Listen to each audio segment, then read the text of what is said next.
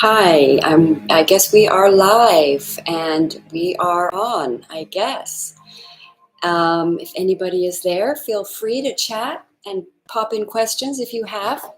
But my name is Madeleine Parker, and I am presenting today a very simple, very basic astrology information video. This is a link I'm going to be passing on to my clients because they often ask me for basic information so that they can understand astrology. Astrology is a very powerful tool. It helps us know who we are, where we're going, and it also really helps us understand some of the challenges that we're facing. It helps us understand our karma. It helps us understand our dharma. So today, which is our purpose, our reason for being here. So today I'm going to look at a few very simple things. This is only going to be about a half-hour video, and feel free to ask any questions and pop them in the chat. But the first thing I'm going to talk about is the two different types of astrology that there are. We have a Vedic version, which is from India, which is also sidereal, which is based on a different it's based on a vernal equinox. And then we have the Western astrology, which is based in Babylonian, which actually predates Vedic astrology. It is about 2,000 years prior to BC, before BC, and it is based on the equinox, which is it sets to the solstices, the winter solstice and the spring solstice. And so I'm going to be talking to you today about Western astrology and some very simple things information that can help you get started on understanding your own personal birth chart, which is probably about the most important thing I think you can know about yourself. So I told you a little bit about the Vedic and the Western, and there are many, many websites you can go on to pull your chart. I like to use Astro Charts. I was going to screen share today, but it is Mercury retrograde, and Mercury is not letting me do that. So we are going to look at, I'm just going to talk about it, and I have a few sketches I can pull up and show to help to offset the fact that I can't share the screen. All right, so you can go to several websites. I like to use astro-charts.com. It's very, very clear, colorful. I'll see if it can show here. This is the one I like to use. It has, you can see a lot of, oh my gosh, it doesn't really show. There we go. So there's Astro Charts, and you can pop it up, and then what you can do on it is it has settings, and you can pop the settings, and then there it shows you the house systems. You're going to see house systems. And then you're going to see general, which is where you can choose sidereal or Western. And then you're going to go, so you can click whether you want to do tropical, Western astrology. I recommend Western. And then let's go back here. And then the other thing you can do is choose the houses. There you can see the houses. And I like to go to whole sign. It shows Placidus, different types of houses. Placidus is slightly harder to understand because it has the houses in between the signs, and whole signs is very clear, very simple, and it keeps all the planets, all the signs completely in the house. So it's very organized. So I'm showing you whole sign. Okay. So then you press apply, and then there you go. I'm putting it at a slight angle so you can see it. So there you will see all the planets will show up in the sky where they currently all are, which is what your birth chart is. It's where all the planets were the second that you were born. And Mars would have been in a certain sign at a certain degree. The planet Venus would have been at a certain sign. It would have been at a certain section of the sky. And then depending on that section of the sky, depending on where you live, each section of the sky represents one of the signs. So for instance, if you're in, let's say London, where I am right now, the Aries aspect of the sky is over the 8th house. So it just depends on where you are, and certain signs will cover certain houses. So when you pull up your birth chart, you're going to want to put Western astrology, tropical, same as tropical. And then you're going to want to go to houses, and you're going to want to push whole signs. Okay, and then you get your chart. It'll pop up. Okay, this is the chart of the moment, and you'll see when you look at the chart, you will see that you have 12 houses. So I'm sure many of you know that the first sign in astrology is Aries, and if you don't, that's okay. First sign in astrology is Aries, which represents the beginning of the year, because March 21 is technically the spring equinox.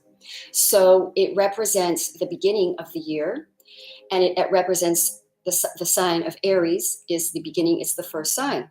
And so it is in the first house, Aries with the chart. If we set the chart to Aries on the first house, because this changes on your ascendant, when you pull up your chart, you will see that your ascendant covers the first house, and it is going to be one of these 12 signs. So right now I'm just putting Aries on the first house because Aries is the first sign, but that changes depending on your time of birth, hour of birth. Horoscope means the hour of birth. So Aries, there we go, is your spring equinox, March 21. The sun goes into Aries. That is the beginning of the year from the astrological perspective. That is when spring hits, when plants grow, and chickens are born. It is spring. Second sign is Taurus. The houses do not necessarily represent the sign, but they do correlate in the order. There is a reason for this order, which is more advanced astrology, which I'll talk about another time. But for right now, all you need to know is that there are 12 signs and there are 12 houses, and each sign represents the houses. So the first sign is Aries, and it can represent the first house. Now, there is a difference between Aries and the first house, but there's a lot of similarities.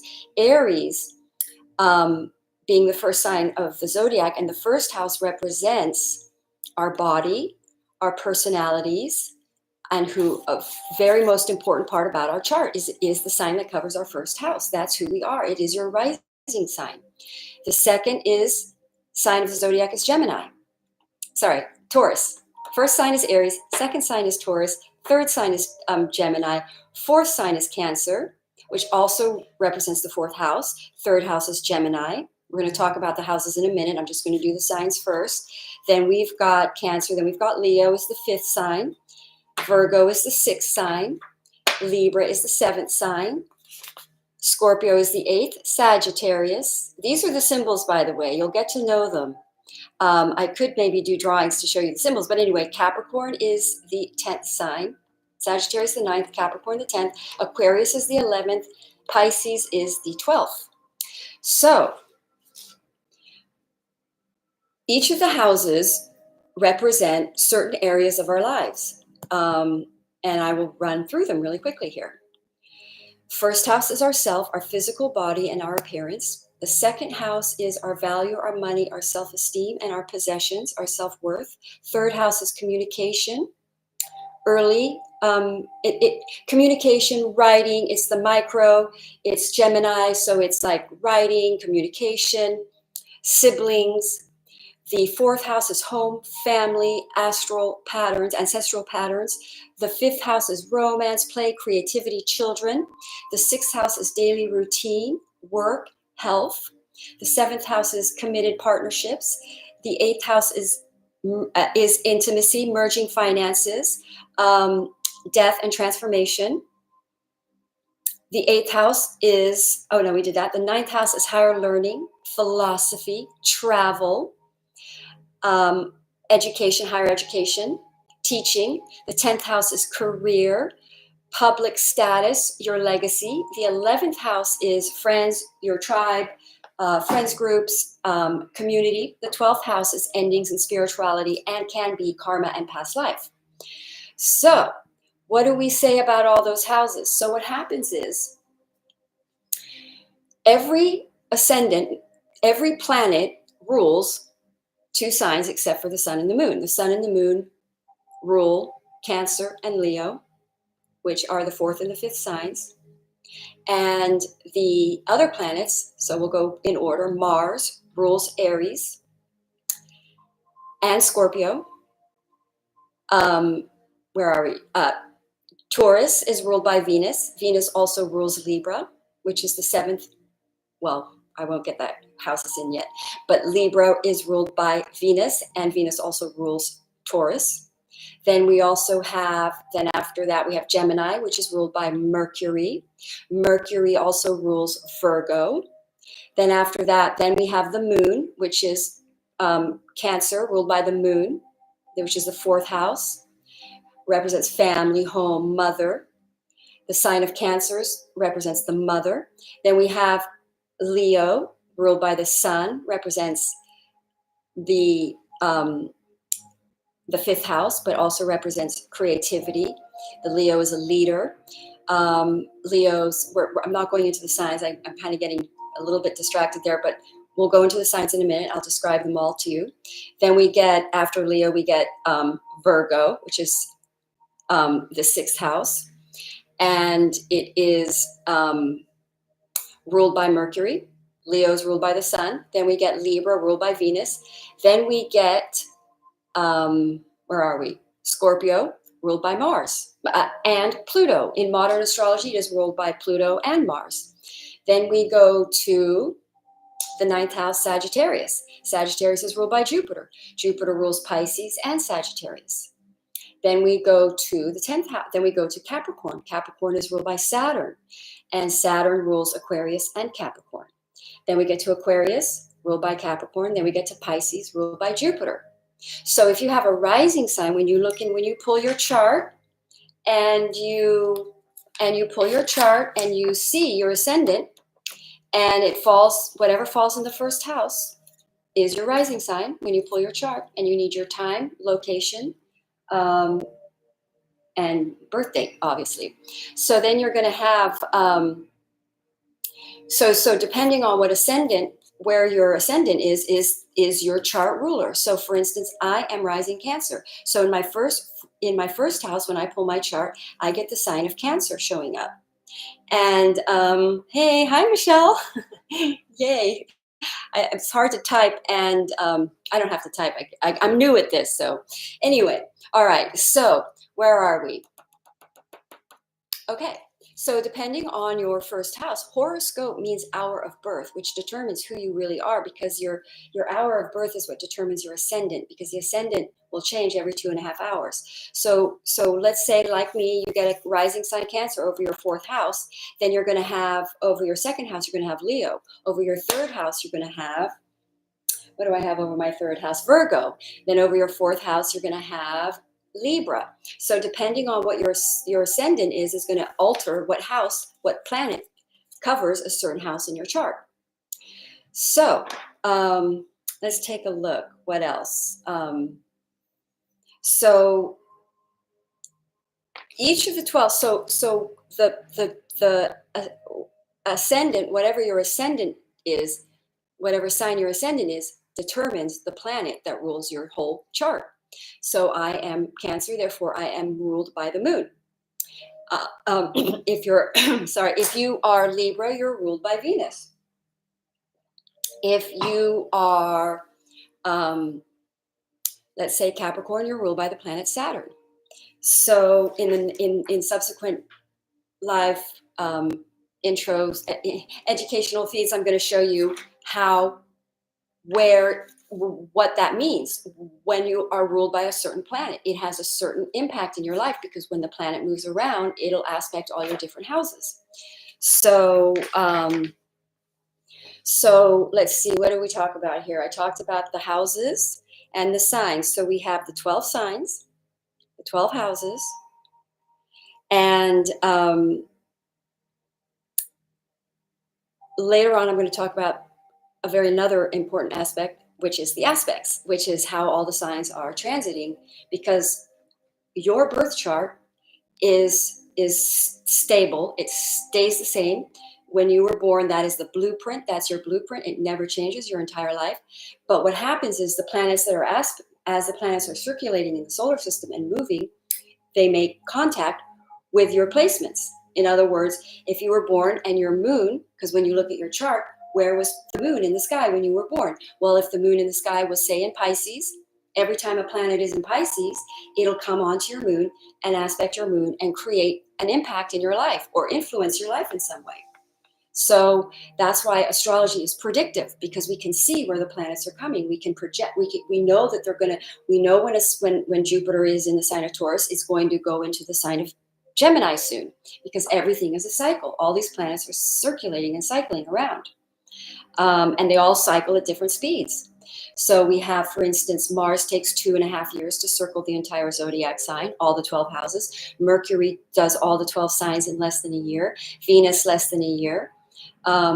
Jupiter takes 12 years. Saturn takes 30. Pluto takes 245. Uranus about 84. Oh wait, Uranus is 84. Neptune is 156. So you get these cycles, and the planets are constantly transiting through one of these signs. So for instance, right now in the sky, Mars is in the sign of Sagittarius. So Sagittarians are feeling very, very pumped up and motivated. Mars is in their sign. So if they have Mercury in your sign, for instance, hitting your ascendant, you're going to be pretty busy thinking. Mercury is a busy energy. You're going to be writing, thinking, talking a lot to people. So let's see, what can I say here? What else can I say in this section that would be clarifying? Because the point of this video is to get you started if you really know absolutely nothing. And this is what's really wonderful because about astrology is that you can really get started. You don't have to know a lot to get started and to just understand a few simple things about your chart. Because when you pull up your chart and you see that you were born, when you were born, for instance, Saturn was in the sign of Capricorn, let's say at 15 degrees, you can look up and you can see what house it's in. Let's say you were born, for instance, let's look at me. I was born with Saturn at 19 degrees in the sign of Aquarius. When I was born, Saturn was in the sign of Aquarius. That hits my 8th house because Cancer is my first house. So as I go Cancer, Leo, Virgo, Libra, Scorpio, Sagittarius, Capricorn. So then that would be if Saturn is in my 8th house, that is in the Scorpio house. So that would be, sorry, I confused. So Saturn being in my 8th house. So what I can do is I can look up Saturn online in the 8th house. You can go study what does Saturn in your 8th house mean. So let's do another planet. Let's do Mercury. I was born with Mercury in my 7th house. So I can look up online the planet Mercury, natal. So what you want to look up is natal Mercury in the natal chart. So you would look up Mercury in Capricorn, the natal, because you can look up Mercury transiting, which is the Mercury that's transiting in the sky, or you can look up Mercury in your natal planet and you want to look it up. You can look up two things. You can look up Mercury in Capricorn, which is my Capricorn, or you can look up Mercury in the 7th house.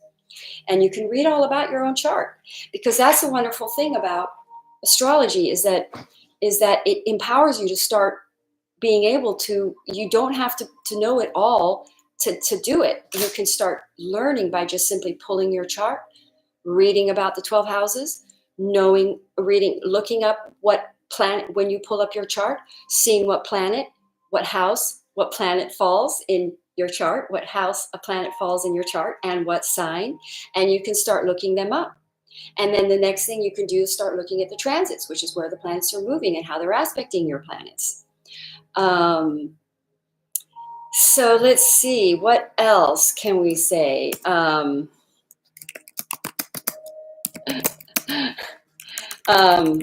Just topping back to somebody here.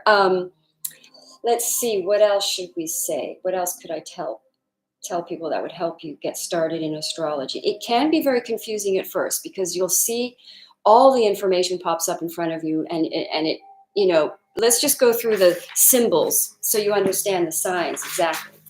So this is the sun, is usually just a round circle with a ball.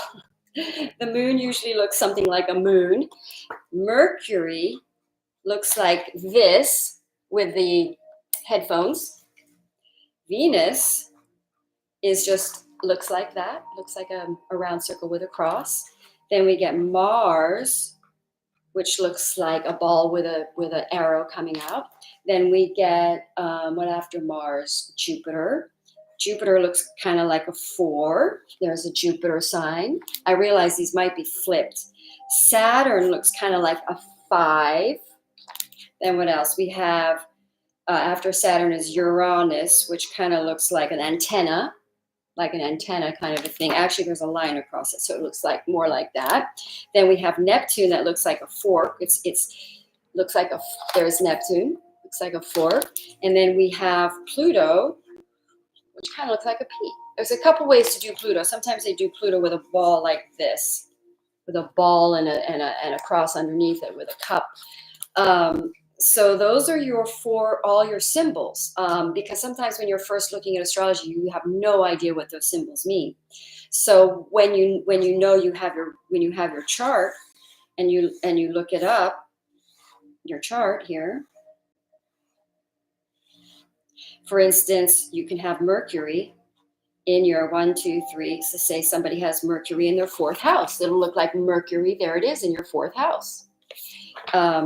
Which means when you were born, Mercury in the sky was covering the 4th house of that skyline, of that placement in that area where you are, because the houses move to the signs depending on where you are. So let's see, what else is there? This is pretty much just the very basics, just to help everyone get started, because I know that I have a lot of people asking me a lot about this, and they just want to know very simple things just to get started.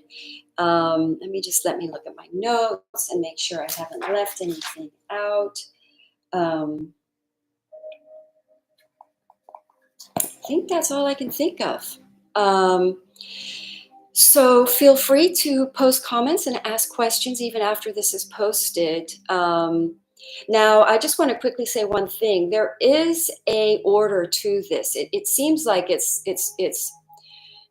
when you look at it, there's lines and there's symbols everywhere, but there really is a procession. There really is an order to all of this, and it's organized.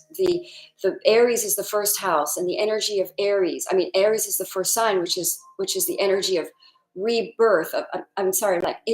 Inspiration, new birth, motivation. It's ruled by Mars. They're very enthusiastic. The energy is very inspired and ready to go. It's that fire energy. It's that first energy it's like the horse right out of the gate. It's the first energy of the astrology, of the actual chart, of the energy of the signs. So it's kind of that energy of birth. It's like when you first light the fire and it's just, so that's Aries. Taurus is earth sign. That's what I need to take. Aries is a fire sign. It is a cardinal sign. There, I need to talk about this. There we go. Cardinal signs are the energies of major shifts, big shifts. It's on the the cardinal aspect, the cardinal cross. So you have Aries is the first energy, which is the first sign of the zodiac, and it represents spring, which is the birth, the new beginning. Okay. Then you have Taurus, which is the energy of earth. It is fixed. It's like things stable. It's an earth sign. It's stable, and it represents, shall we say, very stable people who like to create stability in their lives a lot. And they're very, very hard workers. It represents the bull. It can represent, shall we say, Taurus energy represents people that are very methodical.